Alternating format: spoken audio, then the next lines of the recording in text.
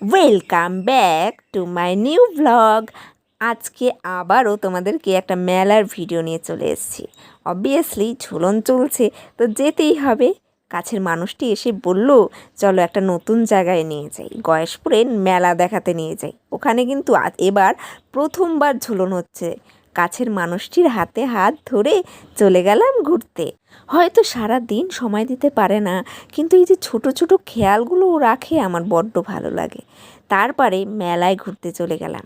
মেলায় গিয়ে মেলা ঝুলন তো দেখাই হলো, তার সাথে নিমকি, জিলিপি, বাদাম আরও কত হরেক রকমের জিনিসের সামগ্রী।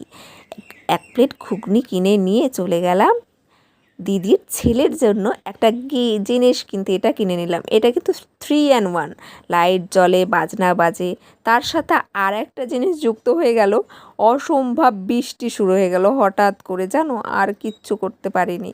সাথে ও মথুরা কেকটা খেতে বড্ড ভালোবাসে, তাই খাইয়ে চলে গেলাম রেস্টুরেন্টে গিয়ে একটা করে রোল খেয়ে বাড়ি আসার পালা। ভিডিওটা কেমন লেগেছে জানাতে কিন্তু ভুলো না।